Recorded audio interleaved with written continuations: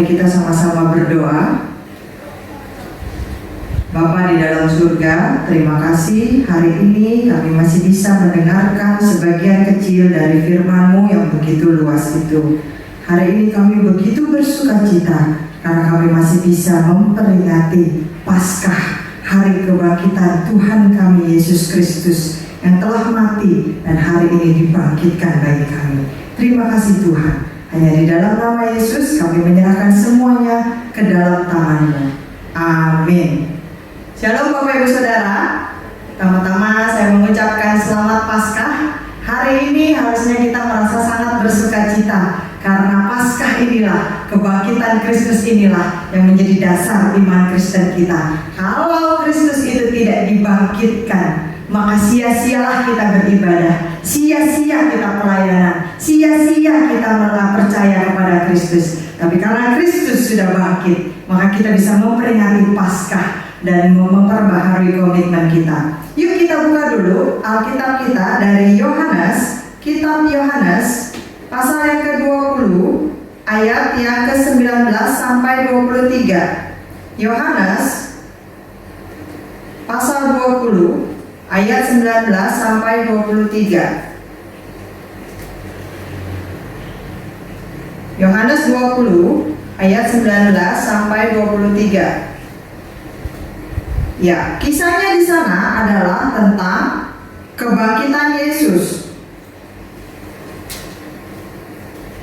Ketika Yesus menampakkan diri kepada murid-muridnya. Yuk, saya akan bacakan bagi Bapak Ibu Saudara. Silakan Bapak Ibu bisa mengikuti dari Alkitab di rumah masing-masing, atau melalui gadget, atau melalui layar yang ada di belakang saya. Yesus menampakkan diri kepada murid-muridnya. Ketika hari sudah malam, pada hari pertama minggu itu, berkumpullah murid-murid Yesus di suatu tempat dengan pintu-pintu yang terkunci karena mereka takut kepada orang-orang Yahudi. Pada waktu itu, datanglah Yesus dan berdiri di tengah-tengah mereka dan berkata, "Damai sejahtera bagi kamu."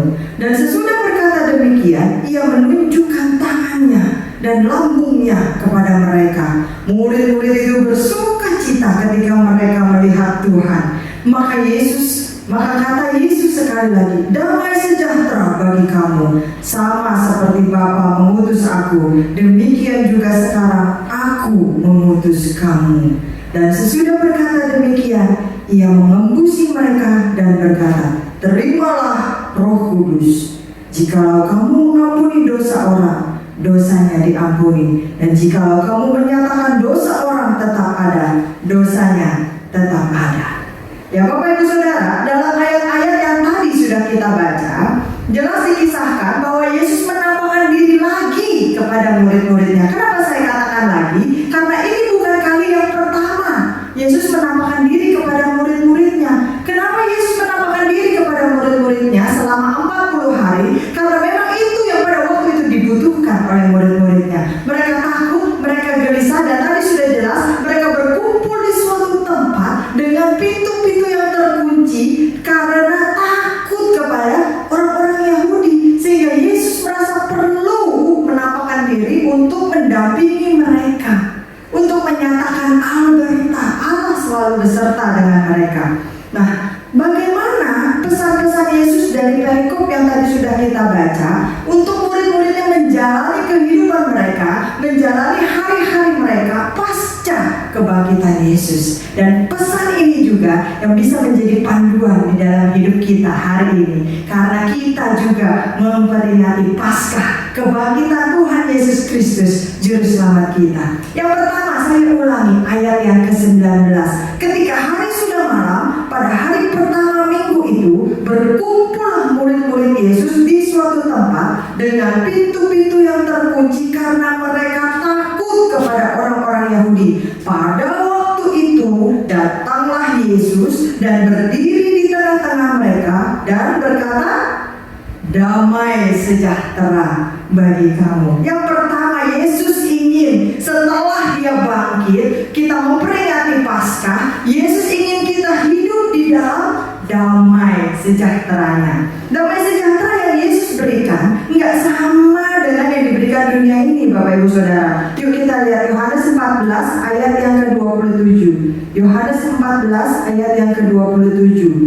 Dikatakan, damai sejahtera-Ku tinggalkan bagimu, damai sejahtera-Ku kuberikan kepadamu, dan apa yang Kuberikan tidak seperti yang diberikan oleh dunia kepadamu. Janganlah gelisah dan gentar hatimu. Nah, pesan ini juga buat kita. Di tengah apapun yang kita alami sekarang ini, di tengah ketidakpastian, Yesus berkata apa? Damai sejahteranya ditinggalkan bagi kita, supaya kita tidak gelisah, supaya kita tidak gentar hati ini. Nah, apapun masalah pergumulan hidup kita, tidak bisa menggeser damai sejahtera Tuhan dari hati kita, kalau memang kita sungguh-sungguh percaya kepadanya. Seperti yang diajarkan dari Filipi 4 ayat yang keempat.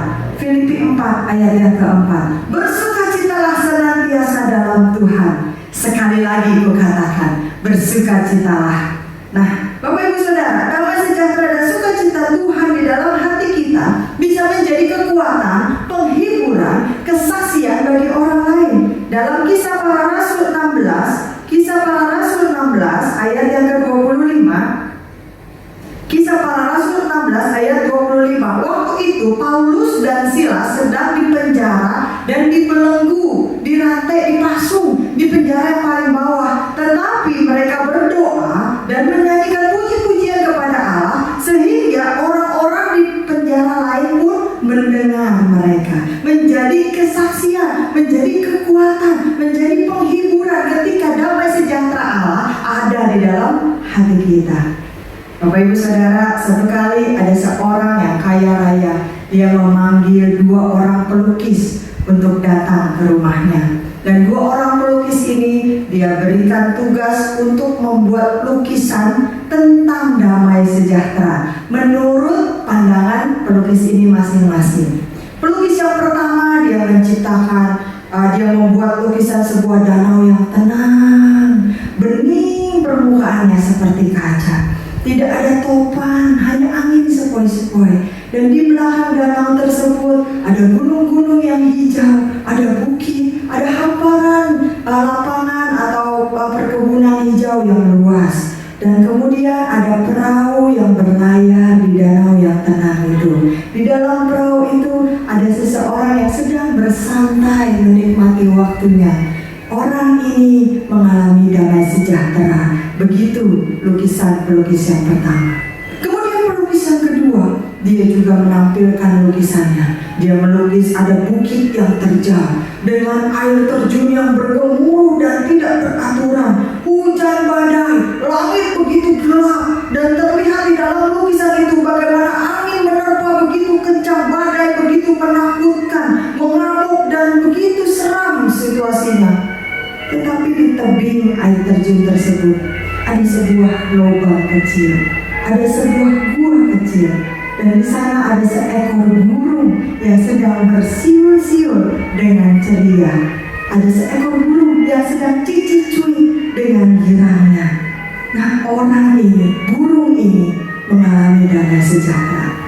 Bapak Ibu Saudara, lukisan yang pertama tadi menggambarkan damai sejahtera yang diberikan oleh dunia kepada kita. Damai sejahtera karena kita punya uang banyak di bank, maka hidup kita tenang. Karena kita punya mobil mewah yang banyak, hidup kita tenang. Karena anak-anak kita semuanya hidup baik-baik, hidup kita tenang. Karena suami dan istri tidak pernah bertengkar, komunikasi lancar, hidup kita tenang. Karena semuanya berjalan baik dalam hidup kita tenang, damai sejahtera. Itu yang diberikan oleh dunia, damai sejahtera karena keadaan yang menentukan. Tetapi lukisan yang kedua menggambarkan damai sejahtera yang diberikan dari surga oleh Yesus bagi kita. Damai sejahtera walaupun sekarang sedang ada pandemi, tetapi Yesus tetap menyertai kita dengan damai sejahteranya. Walaupun mungkin sekarang perusahaan kita sedang diambang kesusahan, di ujung tanduk karena perekonomian masih belum berfungsi normal seperti biasanya, tetapi damai sejahtera tetap ada di dalam hati kita karena Yesus menyertai kita. Walaupun mungkin anak-anak kita belum bisa bersekolah normal, tetapi damai sejahtera karena Yesus menyertai dan memberikan mereka kecerdasan. Walaupun kita belum bisa beribadah seperti biasanya berkumpul di dalam gedung, tetapi ada damai sejahtera ketika kita sungguh-sungguh mengikuti setiap ibadah online dengan kusuk dan penuh hikmat dan fokus. Itu yang Yesus inginkan ketika kita merayakan Paskah. Kita menjalani hidup setelah kebangkitan Yesus, harus ada yang berubah. Kenapa? Karena Yesus ingin kita hidup di dalam damai sejahteranya. Tidak lagi hidup di dalam ketakutan, tidak lagi hidup di dalam kekhawatiran, tidak lagi merasa gelisah, paranoid, curigaan, dan hidup seperti di dalam kungkungan ketakutan. Yang kedua, apa yang bisa kita pelajari dari pesan Yesus ini? Yesus ingin kita hidup dalam kuasa kemenangan kebangkitannya. Saya bacakan ulang ayat yang ke-20. Yohanes 20 ayat yang ke-20.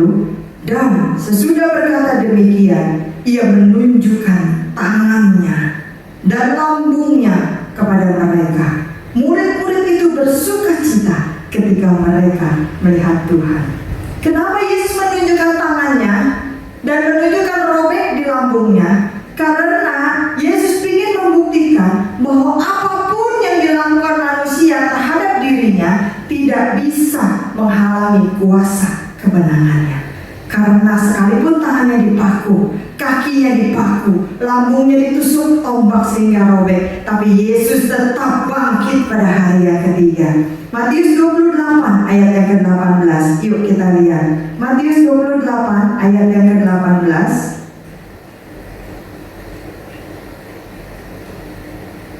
Kepadaku telah diberikan segala kuasa di sorga dan di bumi. Bukan cuma di bumi, tapi di sorga dan di bumi. Kuasa Tuhan ini akan menyertai kita kalau kita percaya sungguh-sungguh kepada Tuhan.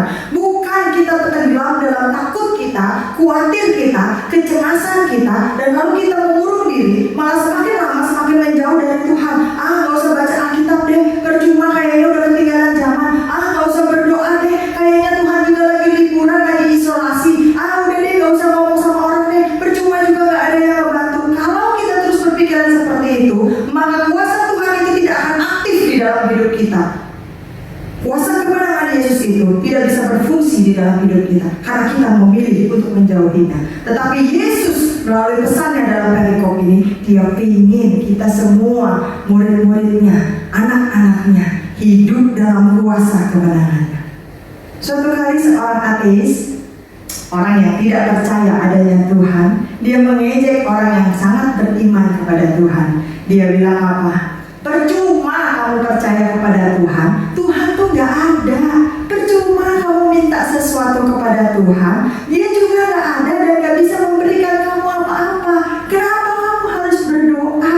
Ngapain kamu beribadah? Ngapain kamu kasih persembahan? Itu semua adalah kebodohan, sambil tertawa penuh ejekan. Lalu kemudian dia bilang lagi, nih ya, lihat ya, saya punya panci ini ada tutupnya. Saya akan minta sama Tuhan kamu itu supaya dia isi panci ini dengan roti. Kalau memang benar Tuhan itu ada. Lihat ya, panci kosong ya, dia perlihatkan panci yang kosong, dan kemudian dia tutup panci itu, dan dia bilang, Tuhan, kalau memang Engkau ada, isi panci ini dengan roti, baru saya akan percaya kepadamu. Ya, Bapak Ibu Saudara, namanya juga orang ateis. Dia menantang Tuhan karena dia nggak percaya Tuhan itu ada. Lalu setelah beberapa menit, dia buka panci itu dan dia kasih lihat sama temannya. Tuh, lihat ya, pancinya masih kosong, melompong, sama kayak tadi. Nggak ada yang namanya Tuhan, dan dia nggak bisa kasih apa-apa sama kamu. Stop percaya sama Tuhan, percuma. Itu suatu kebodohan. Bapak Ibu Saudara, dari ilustrasi ini sebenarnya apa yang dialami sang ateis ini sangat alkitabiah.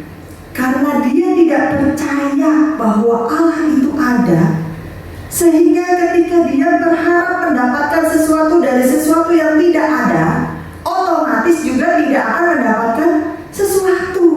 Tidak mungkin Allah yang tidak dia percaya itu mau mengabulkan permintaannya. Nah, kita orang benar tidak boleh seperti orang ateis tersebut. Kita anak-anak Tuhan, kita murid-murid Tuhan, kita yang sudah ditebus dan diselamatkan. Kita tidak hidup karena khawatir, tetapi karena percaya akan kuasa Tuhan. Di apapun kondisi kita, apapun yang kita alami. Di dalam 2 Korintus 5 ayat yang ke-7, 2 Korintus 5 ayat yang ke-7 dikatakan, sebab hidup kami adalah hidup karena percaya, bukan karena melihat. Sekali lagi saya sering tanya kepada Bapak Ibu Saudara, apakah ada di antara kita sekarang ini yang pernah dengan mata kepala kita sendiri melihat Yesus itu disalib? Pasti nggak ada. Apakah ada di antara kita yang dengan mata kepala kita sendiri melihat kebangkitan Yesus? Pasti nggak ada, karena kejadian itu 2000 tahun sekian. Andai kata Bapak Ibu mengaku ada yang pernah melihat, berarti jangan-jangan Bapak Ibu adalah makhluk abadi yang hidupnya terus-terusan, dan manusia nggak ada yang umurnya sampai 2000 tahun sekian. Tapi kita di sini tanpa melihat, tanpa menyaksikan langsung, kita percaya Yesus itu lahir, Yesus itu hidup, Yesus itu mati, dan sekarang Yesus itu bangkit. Kita percaya karena iman. Ini yang Yesus mau. Kita hidup dalam kuasa kemenangan kebangkitannya. Kalau orang boleh bilang apa? We live by faith, not by sight. Orang dunia bilang apa? Buktiin dulu dong, baru percaya. Lihat dulu dong, baru percaya. Tapi Yesus memberi bukti, bukan hanya janji. Banyak sekali bukti-bukti tentang kebangkitannya. Dan tahun-tahun yang lalu juga pernah saya ungkapkan fakta-fakta tentang penyelidikan, bagaimana Yesus itu sungguh-sungguh lahir, Yesus itu sungguh-sungguh hidup, Yesus itu sungguh-sungguh disiksa dan mati di kayu salib, dan Yesus sungguh-sungguh bangkit. Bukti-bukti yang tidak terbantahkan oleh dunia ini. Tinggal sekarang pilihannya, apakah kita mau tetap hidup di dalam ketakutan kita, atau kita mau menuruti pesan Yesus, hidup dalam kuasa kemenangan kebangkitannya. Yang ketiga, Bapak Ibu Saudara, kita baca ayat yang ke-21, Yohanes 20 ayat yang ke-21. Yohanes 20 ayat 21, maka kata Yesus sekali lagi, damai sejahtera bagi kamu, sama seperti Bapa mengutus aku, demikian juga sekarang aku mengutus kamu. Yang ketiga, apa yang Yesus mau dalam hidup kita setelah dia bangkit? Yesus mau kita bisa hidup untuk memberitakan Injilnya, memberitakan kebenarannya. Bapa mengutus Yesus ke dalam dunia ini untuk menyelamatkan dunia ini. Kita masih ingat Yohanes 3 ayat yang ke-16 berkata apa? Siapa yang masih ingat Yohanes 3 ayat yang ke-16? Karena begitu besar kasih Allah akan dunia ini, sehingga ia telah mengaruniakan anaknya yang tunggal, supaya setiap orang yang percaya kepadanya tidak binasa, melainkan beroleh hidup yang kekal. Kenapa perlu saya tekankan kata tunggal di sini? Saya pernah memberikan sebuah ilustrasi bagaimana sepasang suami istri yang hidupnya agak susah melarat begitu ya. Kemudian mereka bertemu dengan teman sekolah dari si suami. Ternyata teman sekolahnya ini adalah seorang yang sudah sukses hidupnya, sudah maju, bisa jadi konglomerat begitu ya. Dan kemudian punya ngobrol, setelah nostalgia cerita sana sini, akhirnya ditanya, kamu punya anak berapa? Anak saya 4 gitu kan. Wow, seneng ya kamu ya, anak kamu banyak katanya. Di rumah pasti rame, bikin pusing aja begitu kan. Biasanya obrolan orang tua ya. Terus gantian, dia yang nanya sama temannya yang sudah sukses ini, anak kamu berapa bro? Saya belum dipercaya untuk punya anak. Saya belum punya anak sampai saat ini. Oh gitu. Wah, saya turut mendoakan ya. Iya, saya dan istri saya masih menanti untuk Tuhan berikan kami karunia anak.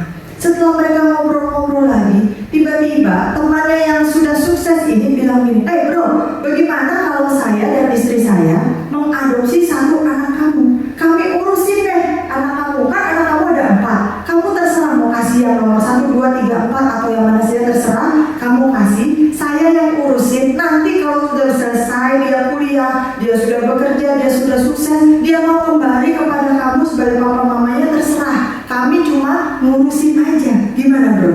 Wah, saya juga mesti ngobrol dulu nih, saya mesti diskusi dulu sama istri saya begitu.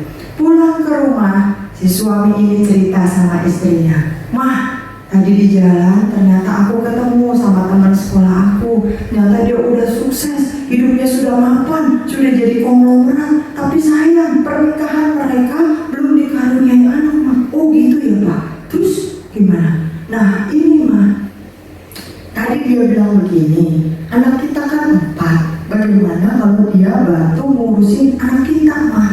Nanti kalau udah selesai kuliah, dia udah bekerja, dia udah maju hidupnya, dia mau kembali kepada kita sebagai orang tuanya, itu gak apa-apa Mah, terserah dia. Dia cuma bantu ngurusin satu aja dari anak kita Mah. Bagaimana Mah?" Lalu kemudian si istri bilang, "Ya nanti coba kita pikirkan ya Pak ya." Akhirnya waktu anak-anak itu tidur di malam hari, biasa kalau orang miskin kan tidurnya berbaris kayak dendeng begitu ya, kayak ikan dijemur. Nah, si papa sama si mama ini ngeliat anaknya yang pertama tidur berdempet-dempetan. Dia liatin anak pertama, "Mah, gimana kalau anak pertama aja yang kita kasih, yang kita minta mereka rawatin? Ini kan anak pertama udah gede nih Mah ya. Nanti dia pasti punya banyak kenangan tentang kita. Dia pasti ingat nih sama kita. Nanti udah gede dia pasti cari kita. Dia pasti balik sama kita Mah. Gimana Mah menurut Mama?" Si Mama bilang, "Oh jangan Pak, jangan. Anak sulung ini adalah buah cinta kasih kita.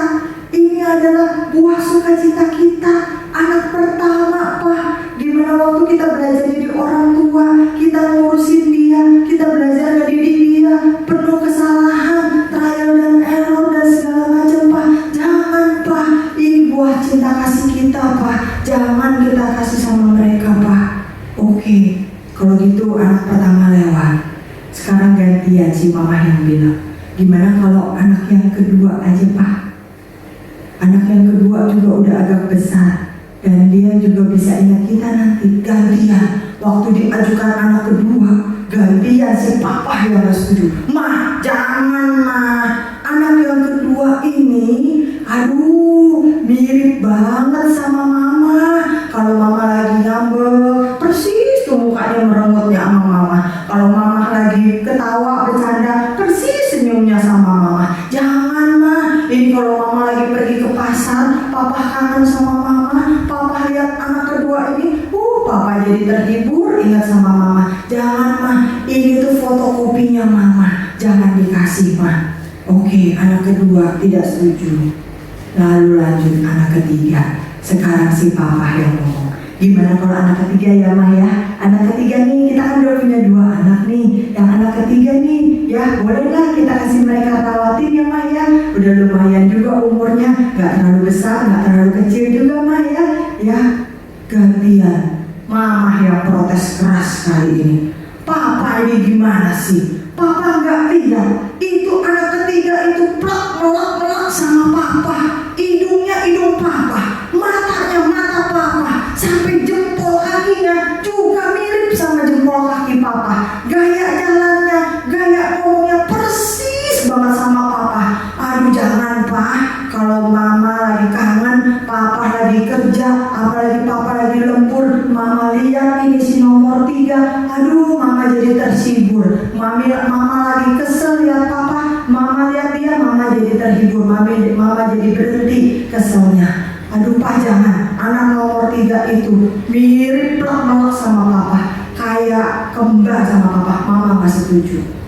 Akhirnya mereka memandangi anak terakhir, anak nomor 4. Mereka pandangi sambil senyum-senyum. Setelah berapa lama si papa bilang, "Mah, gimana kalau anak nomor 4 aja nih yang kita kasih?" Mereka rawatin. Gantian mama yang gak setuju. "Jangan, Pak, dia masih kecil banget, umurnya baru 2 tahun, Pak. Lagi lucu-lucunya nih, Pak. Walaupun kadang ngeselin, mama juga capek jaganya. Tapi kalau lihat tingkahnya, bikin senyum-senyum, Pak. Coba lihat, sekarang liatin dia tidur aja, tidurnya aja lucu, Pak. Kita bisa senyum-senyum liatin dia. Papa gak ingat kalau papa capek pulang dari kantor, langsung ditubruk sama dia, peluk kaki papa. Papa langsung hilang kan capeknya. Iya kan, Pak? Lupa tuh semua kerjaan di kantor, terhibur sama kehadiran si bungsu ini, si kecil ini. Jangan dikasih lah, Pak." Lalu si suami bilang, "Iya juga ya, Maya. Kalau papa lagi pusing pulang dari kantor, habis diomelin bos, dikomplain sama customer, macet di jalanan. Begitu ketemu dia, papa buka pintu, dia tubruk kaki papa dan peluk kenceng, papa. Langsung tuh semuanya langsung terbayar, langsung papa jadi segar lagi. Papa bisa gendong dia." Akhirnya Bapak Ibu Saudara, dari 4 anak, tidak ada satupun yang direlakan, dirawat oleh orang lain. Padahal untuk hidup yang lebih baik, untuk pendidikan yang lebih baik, untuk kehidupan yang lebih baik, tapi mereka tidak rela memberikan 4 anaknya. Yohanes 3 ayat yang ke-16. Allah cuma punya 1 anak, satu-satunya, anak tunggalnya. Dia berikan ke dalam dunia ini untuk apa? Bukan untuk hidup enak, bukan untuk dicintai, bukan untuk dipuja, tapi untuk menderita, disiksa, dan mati di kayu salib. Pada akhirnya nanti, hari yang ketiga, dia akan bangkit kembali. Begitu besar kasih Allah kepada kita, manusia berdosa yang hidup di dunia ini. Anaknya yang tunggal dia berikan untuk menggantikan kita. Allah mengutus Kristus untuk menyelamatkan kita. Kristus yang sudah dibangkitkan itu mengutus kita untuk tetap menjalani hidup kita di dalam dunia ini, memberitakan kebesaran namanya, memberitakan kebenaran Injilnya, memberitakan kesaksian tentang Kristus yang sudah bangkit itu. Memberitakan Injil adalah panggilan utama dari setiap orang percaya. Siapa orang percaya itu? Kita, saya, Bapak, Ibu, dan Saudara, orang-orang Kristen, orang-orang yang sudah percaya kepadanya, dan juga kita sebagai satu komunitas gerejanya, satu tubuh Kristus. Makanya disebut amanat agung, pesan terakhir dari Kristus sebelum dia naik ke atas, ke surga. Nah, apa yang harus kita saksikan? Apa yang harus kita beritakan? Apakah kita semua harus jadi pendeta? Tidak. Apakah kita semua harus jadi penginjil? Tidak. Apakah kita semua harus jadi pengurus gereja beramai-ramai? Tidak, Bapak Ibu Saudara. Yang harus kita lakukan adalah kita harus cerita tentang Kristus. Kita harus melayani Tuhan di dalam dan di luar gereja. Kita harus menjadi saksi melalui apa? Kalau Bapak Ibu Saudara bisa mengikuti pendidikan formal di sekolah-sekolah teologi, puji Tuhan, itu baik. Karena pengetahuan kita tentang Alkitab bisa dididik, wawasan kita bisa dibukakan, dan kita akan lebih mengerti tentang firman Tuhan, tentang cara menyampaikannya, dan seterusnya. Tetapi seandainya sekalipun kita tidak punya kesempatan untuk mengikuti pendidikan formal di sekolah teologi, kita tetap bisa bersaksi. Melalui apa? Pengalaman hidup kita. Setiap kita pasti punya pengalaman hidup bersama dengan Tuhan. Setiap kita pasti punya cerita untuk diceritakan bagaimana kita hidup bersama dengan Tuhan. Pengalaman pribadi kita ketika kita berdoa dan Tuhan menyembuhkan sakit kita, itu bisa diceritakan. Pengalaman pribadi kita, bagaimana mungkin kita bisa membaca ayat yang sama, tetapi terus ada rema yang berbeda-beda yang berbicara kepada kita. di dalam setiap kondisi sesuai dengan apa yang kita butuhkan pada saat itu. Itu bisa diceritakan. Pengalaman kita bagaimana ketika kita tidak punya orang lain untuk tempat bercerita dan kita hanya bisa masuk di kamar, tutup pintu, tutup jendela, tutup hordeng, matikan lampu, kita hanya bisa menangis tanpa bisa berkata-kata lagi. Tapi ternyata ada kehangatan di dalam hati kita, ada tangan yang memeluk kita, dan kita merasakan damai sejahtera. Itu bisa diceritakan juga. Bagaimana ketika kita meminta sesuatu kepada Tuhan yang menurut manusia tidak bisa lagi dibantu, tidak bisa lagi berubah, tidak bisa lagi diapa-apain, sudah kartu mati dan tidak akan pernah bisa berubah, tapi Tuhan bisa melakukan mujizatnya. Itu bisa diceritakan. Bagaimana ketika di dompet kita tidak ada lagi uang sama sekali, di dapur kita tidak ada lagi bahan makanan sama sekali, tapi kemudian Tuhan bisa menggerakkan orang untuk mengirimkan makanan bagi kita sekeluarga pada hari itu. Itu bisa diceritakan. Pengalaman hidup kita, pengalaman pribadi kita bisa kita bagikan kepada orang lain. Seringkali saya katakan ketika kita makan di restoran yang enak, kita cerita sama orang lain, makanannya di sana enak loh, harganya terjangkau, murah, aduh ini parkirannya juga banyak, ini harus datang, harus coba. Tapi ketika kita mengalami pengalaman pribadi bersama dengan Kristus, kenapa kita malu buat cerita? Itu yang harus kita lakukan, karena itu adalah pesan Kristus. Yesus ingin kita hidup, menjalani hidup kita untuk memberitakan Injilnya melalui khotbah. Mungkin kita nggak bisa khotbah, kita tidak pandai berkata-kata, kita tidak pandai bicara, tapi sekarang ada link-link khotbah yang bisa kita bagikan. Ada artikel-artikel rohani yang bisa kita forward kepada sesama kita. Ada renungan-renungan yang bisa kita kirimkan setiap hari untuk menghibur orang lain, menguatkan orang lain, untuk meneguhkan orang lain, bahkan untuk membuat mereka percaya dan mengenal Kristus. Ada banyak hal yang bisa kita lakukan, dan jangan berikan alasan untuk hal ini, karena Yesus yang berpesan, pesan wasiatnya, pesan terakhirnya, kita hidup di dalam dunia ini bukan untuk kedagingan kita, bukan untuk hawa nafsu kita, tapi kita hidup untuk memberitakan Injilnya. Yang terakhir Bapak Ibu Saudara, kita lihat kembali Yohanes 20 ayat yang ke-22. Yohanes 20 ayat yang ke-22. Dan sesudah berkata demikian, Yesus mengembusi mereka dan berkata, terimalah Roh Kudus. Yang terakhir, pasca kebangkitannya, Yesus ingin kita hidup dipenuhi dan dituntun oleh Roh Kudus. Makanya dia mengembusi murid-muridnya. Mengembusi itu mungkin seperti meniup gitu ya, murid-muridnya dengan Roh Kudus. Terimalah Roh Kudus ini. Kenapa? Buat apa? Pasti segala sesuatu yang dilakukan Yesus ada tujuannya, bukan iseng-iseng, bukan untuk eksis, pasti ada tujuannya. Karena Roh Kudus itu datang untuk membantu orang-orang percaya menjalani hidupnya bersama dengan Tuhan Yesus. Yesus tahu melakukan amanat agung, mengabarkan Injil, hidup sesuai dengan firman Tuhan itu susah, sulit. Yesus tahu tentang hal itu karena dia sudah mengalaminya.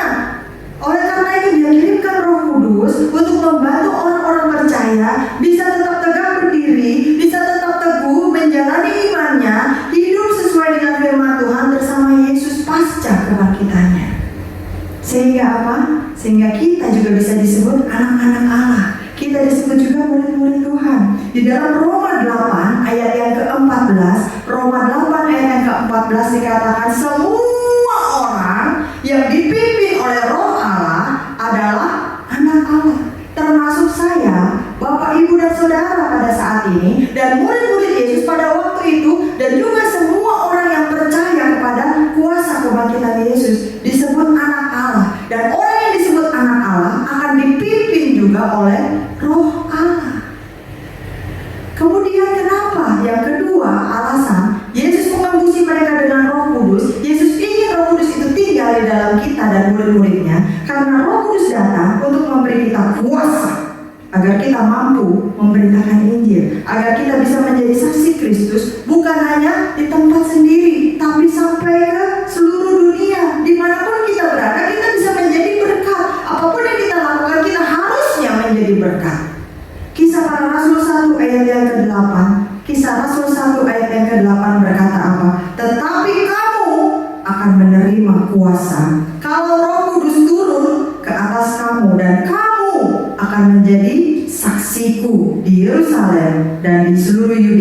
dan Samaria dan sampai ke ujung bumi. Ini yang Yesus mau. Yesus tahu melakukan ini sulit, sehingga kita diberi kuasa, kita diberi otoritas, kita diberi kemampuan, kita diperlengkapi oleh apa? Roh Kudus yang tinggal di dalam hati kita. Jadi mulai sekarang jangan lagi bilang Tuhan saya nggak bisa, Tuhan saya nggak mampu.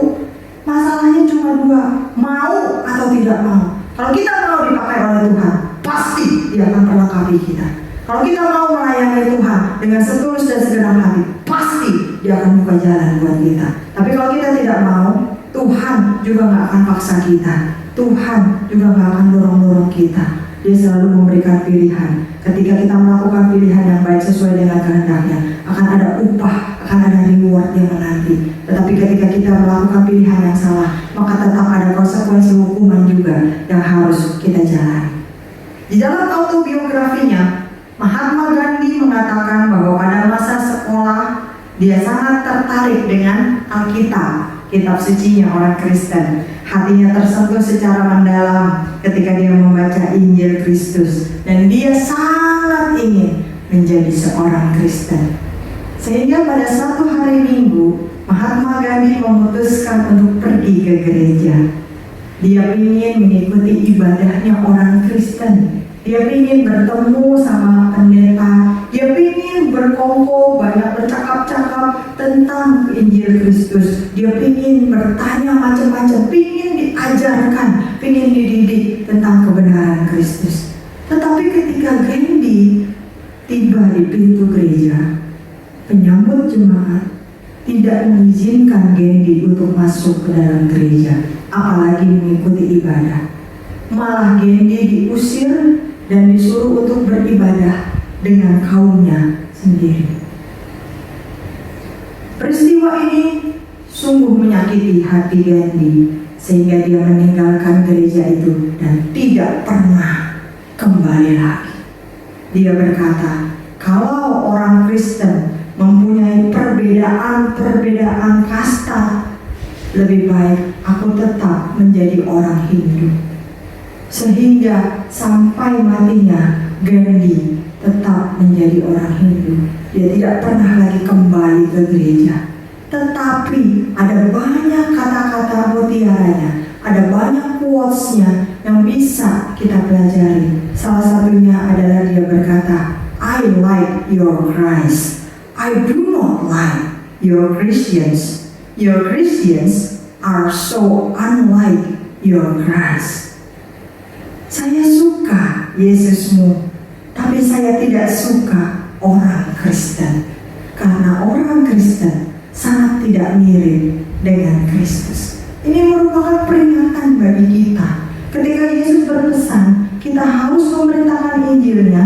Ketika Yesus memberi kita Roh Kudus supaya kita hidup dipenuhi dan dituntun oleh Roh Kudus, maka hal-hal seperti ini tidak harusnya terjadi. Ketika kita melayani Tuhan dengan pimpinan Roh Kudus, tidak akan ada kesombongan di sana, tidak akan ada pujian bagi diri sendiri di sana, tidak akan ada keakuan di sana. Yang ada hanya Yesus. Kemudian Gandhi mengatakan lagi, if all Christians acted like Christ, the whole world would be Christians. Kalau saja semua orang Kristen itu bersikap seperti Kristus, maka seluruh dunia ini pasti sudah menjadi Kristen, sudah percaya pada Kristus. Tapi nyatanya ada banyak orang Kristen yang hidup tidak sesuai dengan pimpinan Roh Kudus. Ada banyak hamba-hamba Tuhan yang hidup tidak sesuai dengan firman Tuhan. Ada banyak pelayan-pelayan Tuhan bahkan mencemari kekudusan di dalam dunia pelayanannya. Ada banyak orang Kristen yang tidak menjaga kekudusan hidupnya, sehingga tidak mencerminkan Kristus di dalam hidupnya. Sangat jauh dari pimpinan dan tuntunan Roh Kudus. Apa yang kita buat, apa yang kita katakan, apa yang kita sikapi, seringkali telah menjadi batu sandungan bagi orang lain untuk percaya dan mendekat kepada Kristus, ketimbang menjadi batu loncatan untuk iman mereka bisa naik ke level yang lebih tinggi dan semakin mendekat kepada Kristus. Oleh karena itu, pasca kebangkitannya, Yesus berpesan supaya kita hidup dalam pimpinan Roh Kudus, supaya kita tetap dipenuhi oleh Roh Kudus. Karena Roh Kudus itu yang akan mengontrol, menguasai pikiran kita. Roh Kudus itu yang akan menguasai hati kita, sehingga perkataan kita, sikap kita akan terus berada di dalam kuasa Tuhan. Senantiasa hidup kita untuk membangun iman orang lain. Ketika kita juga dibangun, sungguh-sungguh hidup di dalam Kristus. Nah, Bapak Ibu Saudara, selama kita masih punya kesempatan hidup di dalam dunia ini, mari kita jalani hidup kita bersama Yesus yang sudah bangkit. Bukan berapa lama kita hidup di dalam dunia ini, tetapi apakah yang sudah kita lakukan di dalam dunia ini?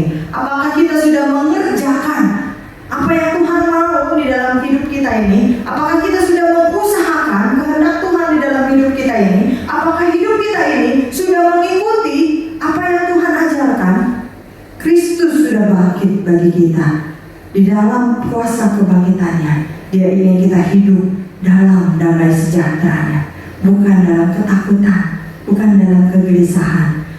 Damai sejahtera walaupun bukan damai sejahtera karena Yesus ingin kita hidup dalam kemenangan kuasa kebangkitannya, sehingga segala ketakutan, kegelisahan itu tersingkir dan kita menjadi orang-orang yang menang. Yesus ingin kita hidup untuk memberitakan kebenaran Injilnya, bukan hidup untuk keakuan kita, bukan hidup untuk kedagingan kita, bukan hidup untuk mengejar hal-hal yang fana dan semu semata.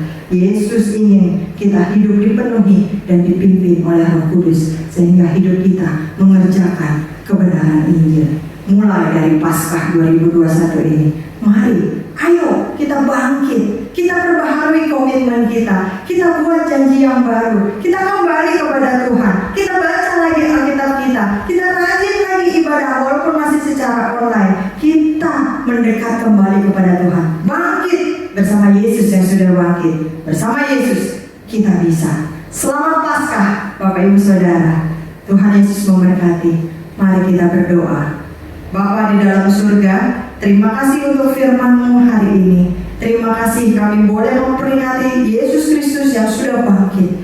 Kami percaya Tuhan, ketika kami sungguh-sungguh mau berusaha, ketika kami sungguh-sungguh mau mendekat kepada-Mu, maka Engkau pasti juga akan mendekat kepada kami. Karena Engkau gak pernah kemana-mana, Engkau selalu beserta dengan kami. Engkau selalu alberta beserta dengan kita semua.